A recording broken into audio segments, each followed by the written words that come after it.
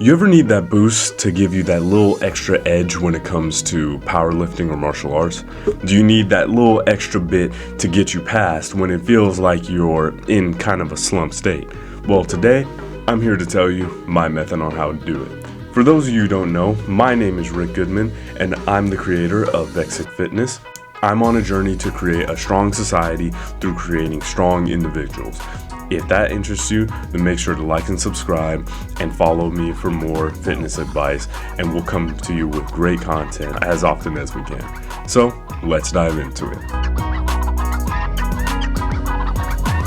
As a lot of people who get heavy into fitness will tell you, it takes a lot of mental fortitude in order to push yourself to insane limits a lot of the time, especially if you do it very often. We aren't going to be PRing every week, but when we do, we want to make sure that we get the most out of it that we possibly can.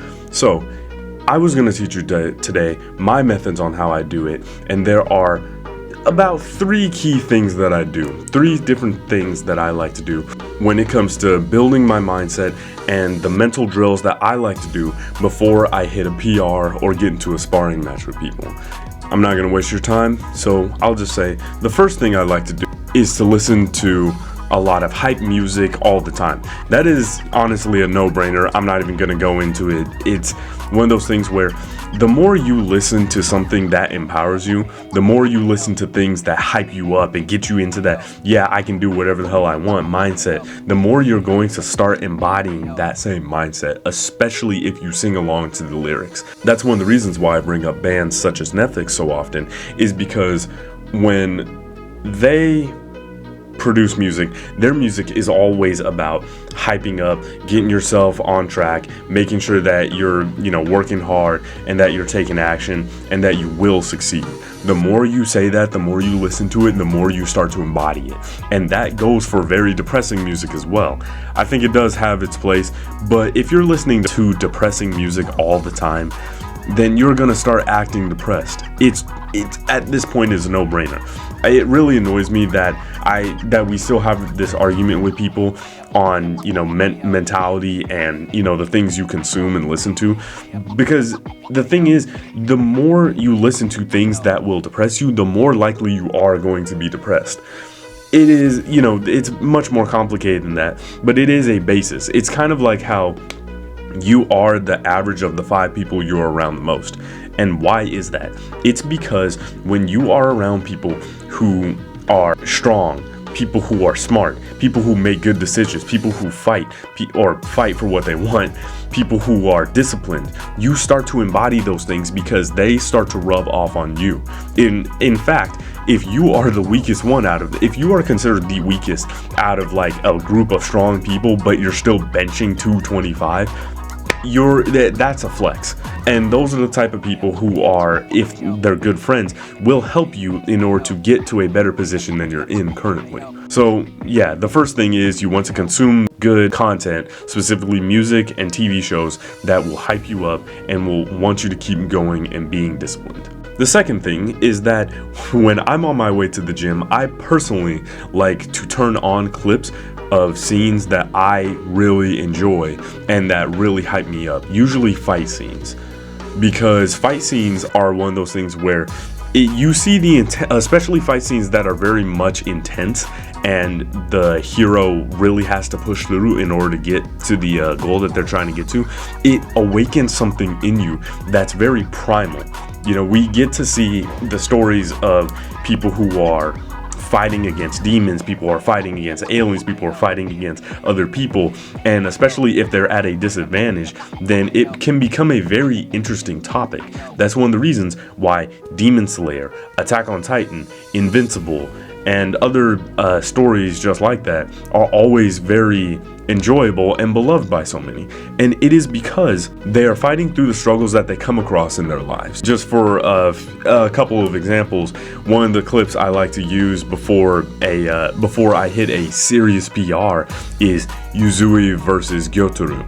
And the reason is because when you're watching Yuzui push through it, when you're watching him fight while poisoned, stabbed, with his arm cut off, while exhausted, You're watching somebody who is truly going up to his limits and fighting against basically impossible odds to fight something that he's never encountered before, something that has killed, people who are just as skilled as he is. A lot of them might have been even more skilled. But watching the struggle, watching the pain, watching those fights go on, and watching the triumph once it gets to the climax of that fight, those can really boost your mentality to ensure that you will embody that same mentality. That's why I surround myself with content and stories and all that of very hype situations and very hype stories, because those are always the stories that I've always liked, personally liked stories like that, but I like to embody and truly feel as if I am that character who is going through the struggle and is pushing myself through it to become what I know I can become. And that brings me on to part number 3, is that you want to be able to do visualizations. So I mentioned just a minute ago about how you want to truly embody those characters who are going through a struggle or truly triumphing when they're in a fight, when they're lifting something heavy, when they're doing something impressive. And that's because when you do that, you start to truly embody how they act. And when you embody how they act, you can basically, they're usually the attributes of yourself that you would like to have or that you like about yourself. Which, that being said, a lot of the time when we dislike people, it's usually because they have attributes that we don't like about ourselves. When it comes to visualizations, one of my favorites that I like to do, besides just doing the visualization of becoming that character, one of my favorites when becoming the character is, for example, Rengoku saying his final form. I will say that entire line that he says, Kokuro moyasen, kenkai o kore wo, or however it says. My Japanese is pretty bad.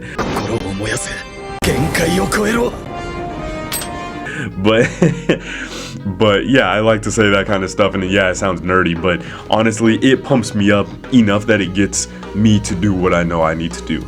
And it needs to be very much unique to you specifically.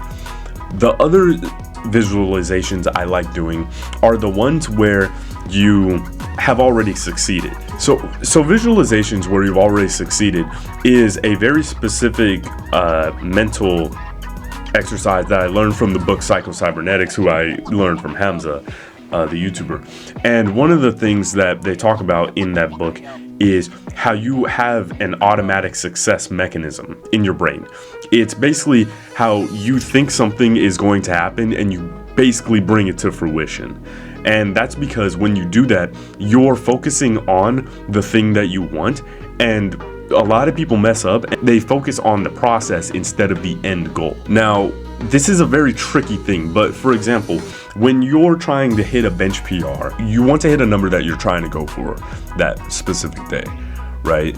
One of the things that people will do is they'll imagine the entire thing. They'll imagine the struggle of them pressing the bar up. Instead, what you should do is you should imagine the end goal or the after effect of that. You should imagine yourself re-racking the bar. You should imagine yourself high-fiving your friends whenever you lift that weight. You should imagine yourself putting it down in your notes, maybe on your phone, I just hit a new PR. And your body will get you to do that thing specifically. If it sounds woo-woo or whatever, think of it like this. You may not be in any immediate danger, but if you start thinking about something that scares you, like a horror movie or spiders or whatever you're naturally afraid of, then your body will start to trigger in a way where you start to imagine that you're already there. And it's really weird because your mind is a very powerful thing. The more you think that you can do something or that you are something, the more you start to truly embody. We may not be our thoughts, but we are what we constantly think about. So it's also good to have a good self-image and think, yes, I am an athlete. Yes, I am strong. Yes, I am somebody who can bench or squat or deadlift or fight however I possibly, really well. I can bench, squat, and deadlift at high weights. I can fight really well. I am good at a lot of specific things. And then when you truly embody those things, you start to become that person who can do those things and get through it. So the last thing I'm going to be talking about here is breathing techniques. And there's a few, but you know, there's all kinds of breathing techniques for all kinds of things. These are the ones that I like to use that have helped me. The first is that when you're going for a PR for powerlifting specifically, I like to do what's this type of hyperventilating breathing. You know, you breathe in through your nose sharply and you breathe out through your mouth just as sharply, and you constantly do that over and over again, almost as if you're hyperventilating. And this allows you to pump yourself up in a way my lights died, so forgive me, I had to improvise. So the thing is that when you're doing breathing exercises, you want to breathe in sharply and breathe out hard. You know, in through your nose, out through your mouth. And as you're doing that, you want to grunt, because this will start to hype you up. It starts making your heart beat faster. It starts making your blood run faster. And you'll start to basically embody that primal animalistic kind of rage to you. You know, maybe don't get mad. Those thoughts usually can actually take away and not really help. But when you're doing this, you know, make sure that you keep in mind that you're trying to hype yourself up, not that you're trying to do this out of anger or spite. Another breathing exercise is that when you're doing martial arts beforehand, you want to, you know, breathe in through your nose and out through your mouth slowly, or breathe in through your mouth, you know, for 4 seconds, hold for 8, breathe out for 4, hold for 8, and just do that over and over again. It's a modified version of box breathing, and that's actually to calm you down if you're the type of individual who gets scared or tense before a fight, even if it's sparring. I don't get tense before sparring, because at least to me, I can mentally realize that, oh, okay, this isn't a real fight. I'm not in any real danger. I could just tell them like, hey, let's stop if, you know, things get too bad. But when it comes to a real fight, you know, it's going to be the exact opposite. You might get tense, you might get, you know, a bit scared. Just make sure to breathe in and out calmly. Take control of your breath. Just and just keep doing that over and over and over again. When you're actually throwing hits, that's when you want to with each hit, you want to be able to breathe out as you're striking, because that will ensure that you don't get lightheaded and basically cut off the circulation to your brain. You know, oxygen is very important when we're working out.